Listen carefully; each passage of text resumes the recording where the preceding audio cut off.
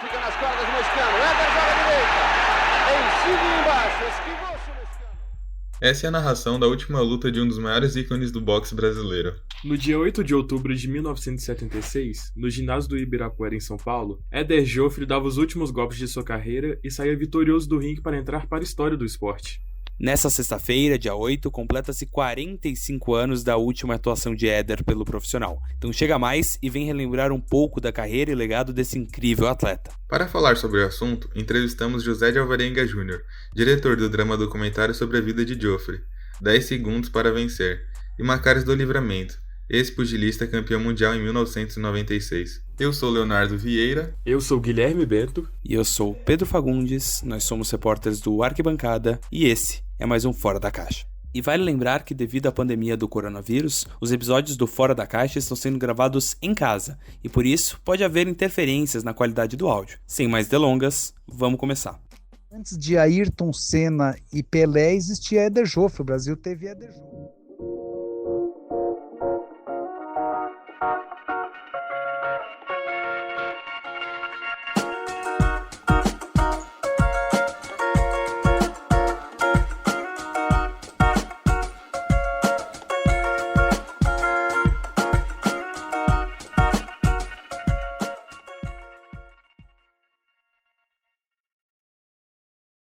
Éder Joffre nasceu no dia 26 de março de 1936 na cidade de São Paulo. A princípio, ele ingressou na carreira de boxe a fim de ajudar sua família, e assim iniciou sua trajetória dentro do esporte no ano de 1953, ainda como amador, mas não demorou muito para se destacar. O atleta surgiu numa época em que o boxe não tinha tradição no Brasil. Logo, boa parte de suas referências em relação ao esporte vieram do seu núcleo familiar, formado majoritariamente por pugilistas. Seu pai, o argentino José Aristides Joffre, o Kid Joffre para os fãs mais antigos, teve uma breve passagem pelo boxe e fez questão de transmitir seus conhecimentos para os filhos. Ele foi um boxeador que herdou muito a tradição do pai e da família da mãe. O pai era um argentino, que tinha sido um boxeador lá atrás e que criou todo um método de trabalhar com Éder, um método de exigência muito grande. Treinos com o pai eram treinos muito rígidos, eram métodos muito próprios de excelência, de não falhas. Isso é uma questão. Então, assim, em termos de aprendizado, o Éder foi um fenômeno. Ele aprendeu muito rápido, numa época em que a gente não tinha esta tradição. Isso é muito importante. Além dos treinamentos pesados, Éder tinha bastante cuidado com a sua alimentação. Para se ter uma ideia, desde essa época o atleta já era vegetariano. Em questão de técnica, ele foi apontado como um dos melhores, se não o melhor do seu tempo. Depois que eu comecei a assistir às lutas e vendo o Éder, né, sem dúvida alguma você se inspira muito nas suas lutas, na sua maneira de lutar. E ele era um lutador que estava o tempo inteiro atacando seu adversário, afogando, né? A gente diz afogando o tempo inteiro para dentro do rival e sempre usando a sua esquerda embaixo. Aquilo ali é uma coisa que é minando seus adversários e isso, sem dúvida alguma, a gente assistia às lutas deles, depois comecei a ir para frente do espelho e tentava ver. Inclusive o Éder Joffre tem um estilo quase parecido com o do Júlio César Chaves, o mexicano Júlio César Chaves. Então a diferença que eu acho é que o Chaves ele bate mais em cima e o Éder usava muito a linha da cintura, né? Ele ia minando seus adversários. José Alvarenga Júnior completa. Que ele tinha uma inteligência na luta que fazia diferença. Uma das coisas que sempre é falado em função do talento do Éder Joffre é a capacidade dele de saber levar os golpes. Isso era muito importante. Ele tinha uma agilidade muito grande, ele sabia se movimentar com muita rapidez, mas ele sabia receber os golpes, o que faz uma diferença muito grande. Muitas das vitórias que o Éder teve é porque em algum momento o boxeador adversário achava que ele estava apanhando, achava que ele estava já no fim da luta, que ele ia perder a luta. E aí havia uma desconcentração desse adversário. E essa desconcentração, esse segundo de desconcentração, era fundamental para o Éder encaixar os golpes dele. Então, era um pugilista, tido até hoje como um grande estrategista de luta, uma agilidade muito grande, um preparo muito grande. Não à toa, Joffre construiu uma das carreiras mais vitoriosas da história do boxe mundial.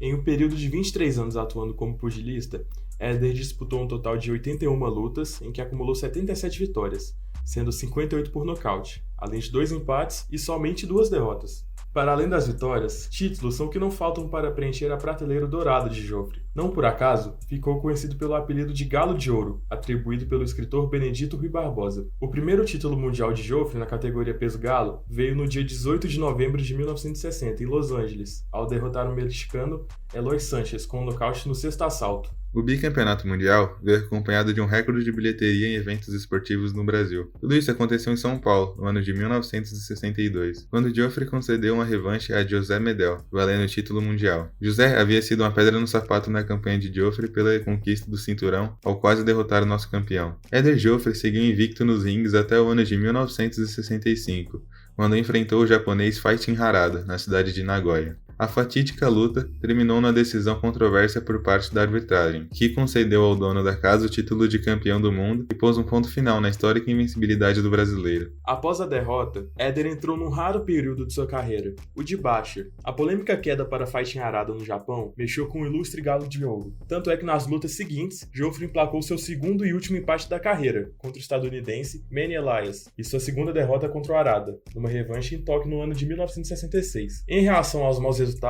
Joffre decidiu dar uma pausa em sua carreira e declarou aposentadoria por 3 temporadas. O atleta apenas retornou às lutas em 1969. Dessa vez, ele disputaria uma categoria de peso diferente, o peso pena.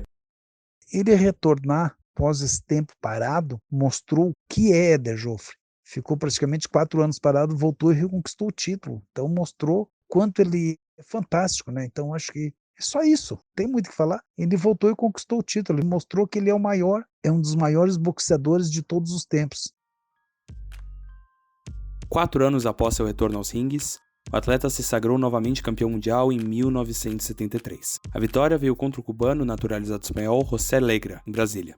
Joffre venceu todas as lutas no peso pena até sua aposentadoria, quando, no dia 8 de outubro de 1976, encheu o ginásio do Ibirapuera pela última vez para trocar os golpes finais de sua carreira e derrotar o mexicano Octávio Gomes. Ele deixou o mundo do boxe como um herói brasileiro.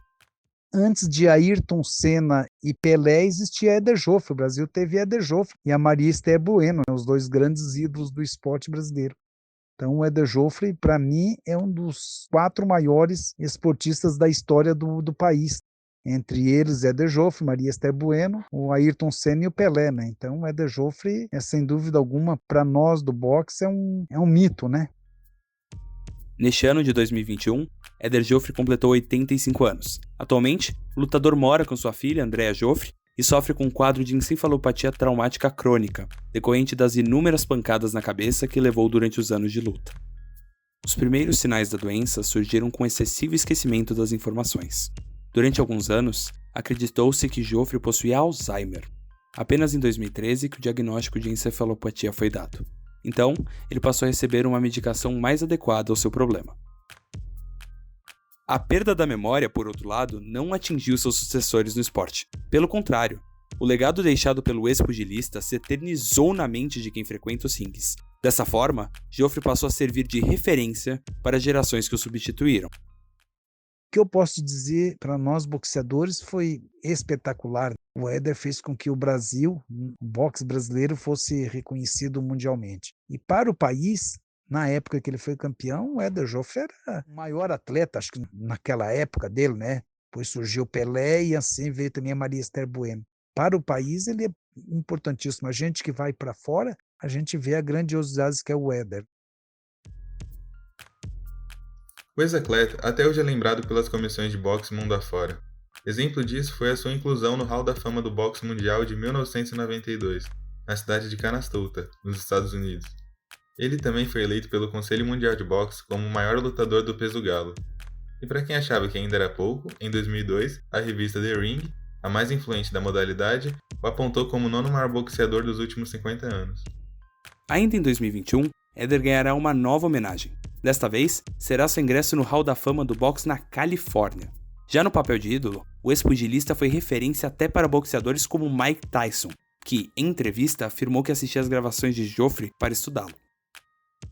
O Éder é uma pessoa que parava a cidade. Quando ele chegava das vitórias dos títulos mundiais, São Paulo parava. Ele desfilava em carro aberto, da mesma maneira que a seleção brasileira tinha sido campeã em 58 e 62, também desfilava. O Éder levava o mesmo público para as ruas.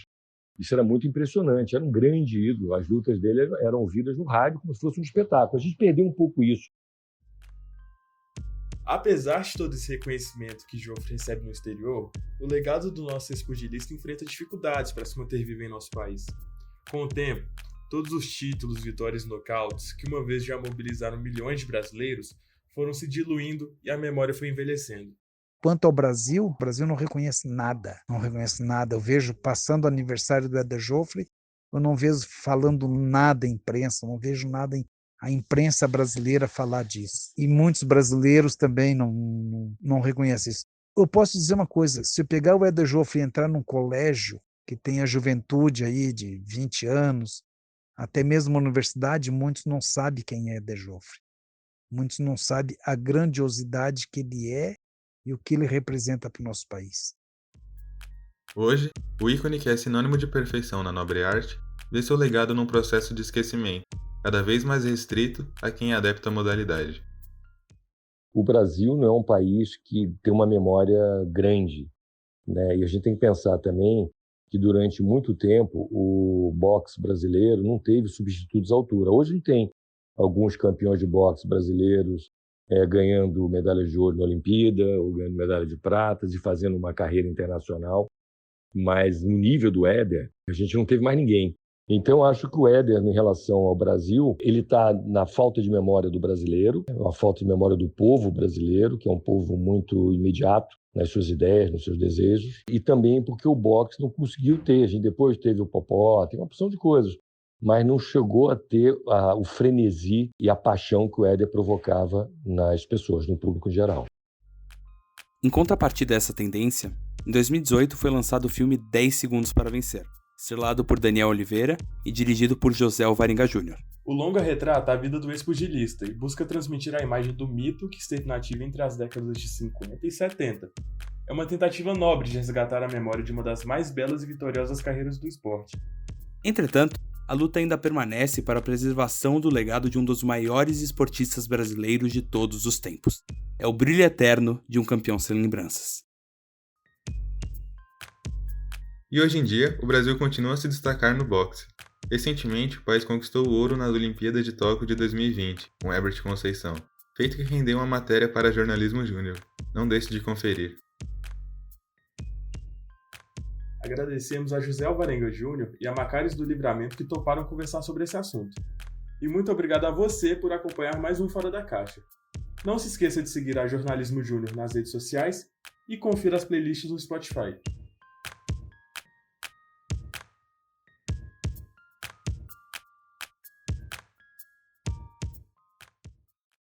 Roteiro e narração por Guilherme Bento, Leonardo Vieira e Pedro Fagundes.